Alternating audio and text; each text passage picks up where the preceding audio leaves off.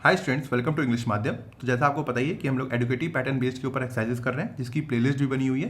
तो चलिए स्टार्ट करते हैं। तो ये आपका क्लोज टेस्ट है, एक बार इसको देख लीजिए, ठीक है। फिर इसको मैं पार्ट में करूंगा तो आप थोड़ा समझ भी पाओगे, ठीक है। एक बार देख लो इसको, फिर स्टार्ट करते हैं।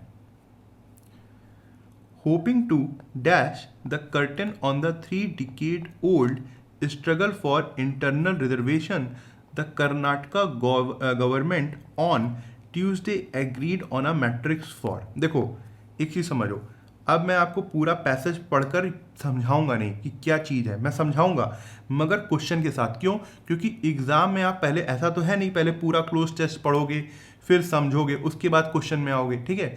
जैसे ही पहला क्वेश्चन आएगा तो आप इतना ही पार्ट पढ़ के सोचोगे कि क्या होना चाहिए। तो ये थोड़ा सा आपको दिमाग लगाना होगा। क्यों? क्योंकि अब आप पढ़ रहे हो, आर्टिकल पढ़ते हो ना डेली, तो जब पढ़ते हो तो सेंस भी होगा। तो अब इस तरीके से सोचना है कि कौन सा ऑप्शन होना चाहिए। ये नहीं है कि पहले पूरा पढ़ डाला, पूरा समझ लिया। इतना समय नहीं है एग्जाम में, आपको भी पता है। घर में बैठ के चाहे कितनी बार पढ़ लो, जो एग्जाम में करना है उसकी प्रैक्टिस करो। अब यहाँ पे क्या मतलब निकल रहा है ये सोचो। होपिंग टू कर्टन, अब कर्टन की बात क्या होती है? या तो कर्टन उठाना होता है या कर्टन डाउन करना होता है, ठीक है। On the 3 decade old struggle for internal reservation, ये आशा करते हुए कि वो जो 3 दशक से जो संघर्ष चल रहा है इंटरनल रिजर्वेशन के लिए, है ना, क्या होगा उसको, मतलब उसको उठाएंगे स्ट्रगल जो चल रहा है, या उसको खत्म करेंगे। क्या क्या मीनिंग आना चाहिए, सोचो जरा। खत्म करने वाली बात होनी चाहिए ना। The Karnataka government on Tuesday agreed on a matrix for, तो जो कर्नाटका गवर्नमेंट है वो एक सिस्टम के ऊपर सहमत हो गई है। मैट्रिक्स मतलब एक प्रणाली ना, एक सिस्टम जो है उसके ऊपर सहमत हो गई है। क्या होगा यहाँ पे? Bring about, bring out, bring down, bring of. देखो ब्रिंग अबाउट का मतलब होता है कि एक तरीके से किसी के होने का कारण बनना, ठीक है, किसी के होने का कारण बनना, तो ये तो आएगा नहीं। ब्रिंग आउट का मतलब होता है किसी चीज को सामने लाना या उजागर करना, तो ये भी नहीं होगा। ब्रिंग डाउन का मतलब होता है कि किसी चीज को समाप्त कर देना, इसका अंत कर देना, हो सकता है ये। ब्रिंग ऑफ का मतलब होता है कि किसी कठिन काम को सफलतापूर्वक कर देना, उसको सफल तरीके से कर देना, तो ये भी मीनिंग नहीं होगा यहाँ पर। यहाँ पे क्या होगा? Bring down the curtain. अब समझ में आई बात? क्या मैं कहना चाह रहा हूँ आपको, कि आपको थोड़ा सा पहले समझना होगा कि क्या चल रहा है। ये जरूरी नहीं कि पूरा पैसेज पढ़ा, टाइम खत्म किया, पहले 5 मिनट पैसेज पढ़ने में लगाए, फिर 5 मिनट क्वेश्चन करने में लगाए, 10 मिनट ऐसे ही हो गए। इस तरीके से प्रैक्टिस नहीं करनी है, ठीक है। तो क्या होगा? Bring down the curtain on the 3 decade old struggle. The Karnataka government on Tuesday agreed on a matrix for dash the overall 17% reservation for the scheduled caste in the state। अब सोचो कि जो कर्नाटका गवर्नमेंट है ये सहमत हो गई है, जो 17% रिजर्वेशन है शेड्यूल्ड कास्ट का स्टेट में, किस लिए सहमत हुई होगी? कॉल ऑफ, कैंसल करने के लिए, रद्द करने के लिए। कभी ऐसा मतलब सोच सकते हो कि भारत में रिजर्वेशन कैंसिल हो जाए, वो भी शेड्यूल कास्ट का? हो सकता है, अरे भाई बातें चलती रहती हैं, मगर संभव नहीं है। क्या कहते हैं, अगर हम प्रेजेंट सिनेरियो देखें, आजकल का माहौल देखें, तो इतना आसान नहीं है चीज़ें ना। क्योंकि भाई जो गवर्नमेंट बना ही रहना चाहती है उसको कम्युनिटीज़ का ध्यान रखना पड़ेगा। अगर नहीं रखेंगे तो वो सेंट्रल से अपनी सरकार जा सकती है, स्टेट से सरकार जा सकती है। तो ये अगर हम लोग थोड़ा सा सेंस लगाएं तो हम कॉल ऑफ कभी भी नहीं डालेंगे, यहाँ पे नहीं डालेंगे ना, इसको हटा दो। स्लाइसिंग एफ कह रहा है कि 17% रिजर्वेशन को छोटे छोटे स्मॉल पार्ट में डिवाइड किया गया है। देखते हैं, अभी हमें जरूरी नहीं है कि क्यों 17% को क्यों डिवाइड किया, अभी हम नहीं समझ पा रहे हैं। कैरी ऑन, जारी रखा है, हाँ हो सकता है 17% को जारी रखा है, मगर मतलब नहीं निकलता। जब रद्द नहीं कर सकते तो कैरी ऑन तो होना ही होना है, तो यहाँ पे वो क्यों लाएंगे, तो अभी इसको नहीं रखते। टर्न डाउन का मतलब है कि मना कर देना, रिफ्यूज कर देना, ये तो हो ही नहीं सकता। तो अब कैरी ऑन या स्लाइसिंग अप में कोई चीज होगा, कोई बात नहीं, अभी नहीं समझ में आया ना, यहाँ पर हम आगे वाले ऑप्शन पे जाकर देख लेंगे कि क्या मीनिंग निकल रहा है, तो फिर पीछे आके टिक लगा सकते हैं, ठीक है। The Madhiya community Dalit left dash let the struggle from the front. एक मधिया कम्युनिटी होगी कर्नाटका में, स्टेट में, तो उन्होंने ये जो संघर्ष है इसके आगे रहे, ये हमेशा इन्होंने लीड किया है। Will now get 6% share in the overall matrix. अब देखो यहां समझ में आ गया ना कि अब उनको 6% शेयर मिलेगा ये पूरे सिस्टम का, मतलब 17% में 6% मिलेगा। अब जब यहां पे तुमने ये चीज समझी तो अब तुम तुरंत पीछे जाओगे भाई वहाँ पे स्क्रीन होगी, सट्टे से पीछे गए तुम, क्या कर सकते हो वहाँ पे? अब कैरी ऑन तो होगा नहीं, छोटे छोटे पार्टों में डिवाइड किया गया है 17%, तो यहाँ पे क्या होगा? Slicing up. समझ में आया कैसे दिमाग चलना चाहिए एग्जाम में? The media community Dalit left, अब क्या होगा? हुम लेट द स्ट्रगल, हुम तो ऑब्जेक्टिव होता है, इस तरीके से यूज नहीं होता। हु जो है वो अगर कोई चीज कर रहा है, कोई चीज कर रहा है तो सब्जेक्ट बनता है, तो ये हो सकता है। हुज पोजीशन दिखाता है, ये भी नहीं होगा। हुसोएवर का भी मतलब यहां नहीं आता, तो यहां पे क्या होगा? हु लेड द स्ट्रगल, जिन्होंने संघर्ष को सामने से लीड किया, सामने से वो लीड किया, और उनको मिलेगा 6% शेयर इन ओवरऑल मैट्रिक, मतलब 17% का 6% मिलेगा। तो बी आंसर है हमारा। The dash better of Dalit right होलिया ग्रुप विल रिसीव 6%, कह रहा है कि जो थोड़े से सही हालात में दलित थे उनको भी 6% मिलेगा। अब सही हालात में क्या होगा? स्विफ्टली, सर्टनली, इनएडिक्वेटली या रिलेटिवली। रिलेटिवली मतलब होता है किसी से तुलना करते वक्त, मतलब एक तरीके से तुलनात्मक रूप से। तो ये हो सकता है कि जो दूसरी मतलब दलित कम्युनिटी है उनसे वो बेटर है, ठीक है। स्विफ्टली का मतलब होता है बहुत तेज, तो ये तो होगा नहीं। सर्टनली का मतलब होता है कि कोई चीज़ एकदम श्योरली, तो ये भी नहीं होगा। इनएडिक्वेटली का मतलब पर्याप्त नहीं है, तो ये भी नहीं होगा। तो क्या होगा? रिलेटिवली होगा ना। Relatively better of Dalit right group will receive 6%, उनको भी 6% मिलेगा। कितना हो गया? 6 6 12 हो गया, बचा कितना? 5% बचा। While the less backward community of Lambanis, कह रहा है कि जो लेस बैकवर्ड है, जो इतनी पिछड़ी नहीं है, मतलब ठीक है, वो कम्युनिटी में कौन कौन है? लेम्बेनीज है, भोविस है, कोरोमा है एंड कोरोचा है, अलॉन्ग विथ 59 माइक्रोस्कोपिक कम्युनिटीज, और साथ ही साथ 59 जो है वो बहुत छोटी छोटी कम्युनिटीज हैं, ठीक है। हैव बीन डैश 5%, देखो 5% रिजर्वेशन बचा था, तो अब इन छोटी छोटी 59 और वो जो थोड़ी सी सही मतलब ये जो कम्युनिटीज़ हैं इनको 5% मिला होगा। एलोकेट का मतलब किसी चीज़ को मतलब आवंटित करना, ठीक है। एलोकेट्स, एलोकेटिंग, एलोकेटेड, अब सबको पता चल गया होगा कि भाई हैव बीन लगा हुआ है तो एलोकेट, सबको पता होगा ना ये चीज़। एलोकेट और एलोकेट तो आएगा नहीं। अब कुछ लोग एलोकेटिंग में कंफ्यूज हुए होंगे, मगर कुछ लोग नहीं भी हुए होंगे, उनको पता है कि एलोकेटेड होगा, ठीक है। क्यों एलोकेटिंग में क्यों भाई कंफ्यूज हुए?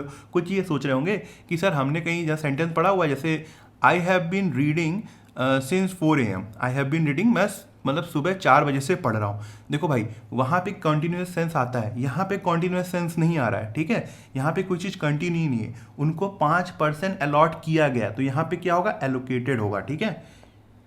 और ये हैव बीन एलोकेटेड क्यों यूज हुआ? हैव एलोकेटेड क्यों नहीं यूज हुआ? क्योंकि वो पैसिव वॉइस का यहाँ पे सेंस है, जो 5% उन कम्युनिटीज को मिला है, ठीक है, वो दे नहीं रही हैं, तो यहाँ पे इसीलिए यहाँ पे पैसिव सेंस का यूज हुआ है, have been allocated 5%।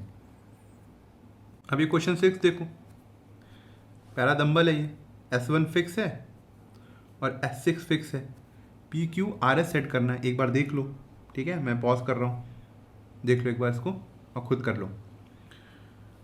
Wind power is an inexhaustible source of clean energy, कह रहे हैं कि जो विंड पावर है वो कभी ना खत्म होने वाली सोर्स है क्लीन एनर्जी के लिए। During the last decade power production from the wind increase more than 25%, कह रहे हैं कि पिछले 10 सालों से जो विंड एनर्जी से पावर प्रोड्यूस हो रही है वो 25% बढ़ गई है, 25% से ज़्यादा बढ़ गई है।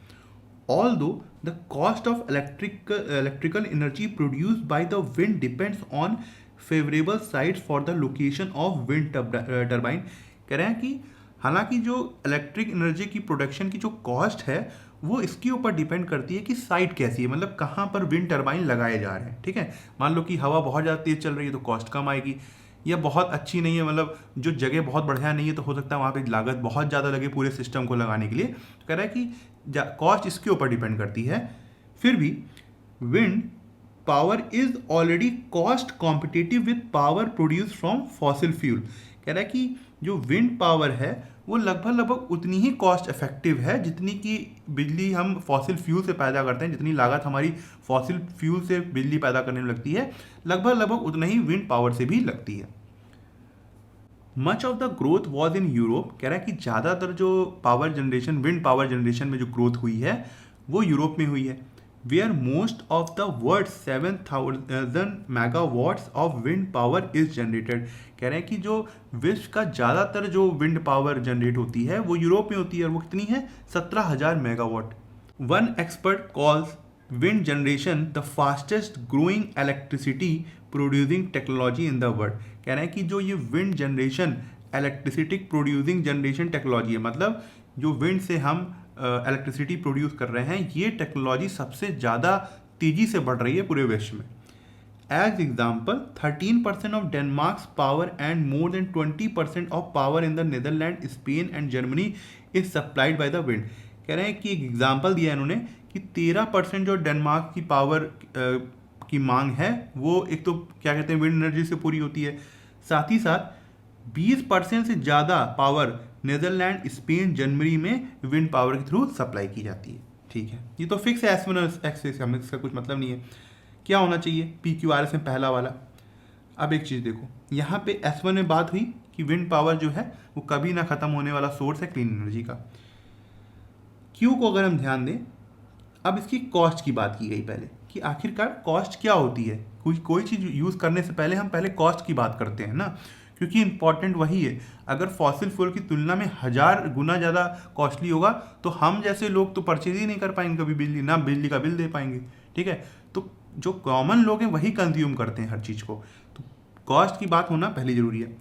तो एक बार उसने बता दिया कि भाई विंड एनर्जी की विशेषता क्या है, उसके बाद सीधे कॉस्ट में आया। ऑल दो the cost of electric energy produce by the wind depends on favourable site. ठीक है, उसके बाद अब थोड़ा सा उसको और अच्छा बताने के लिए कि जो एक एक्सपर्ट की राय ले ली गई एस वाले में, अब वैसे भी क्यू स्टार्टिंग हो रही है तो सी वाला आंसर हो गया हमारा।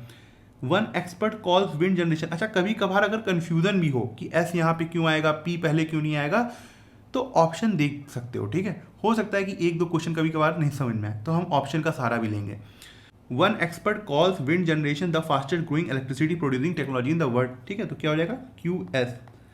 अगर हम पी को देखें, अब वो बता रहा है कि लास्ट 10 सालों में क्या हुआ है, अब थोड़ा सा रिजल्ट बता रहा है वो, मतलब लास्ट 10 सालों में कितनी ग्रोथ हुई है। ठीक है, तो ये हो जाएगा पी।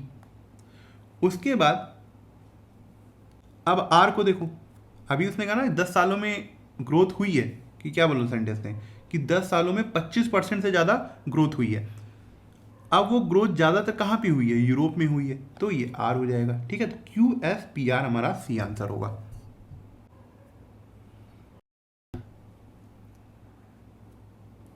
अब ये 7th वाला क्वेश्चन देखो, इसमें एरर निकालनी।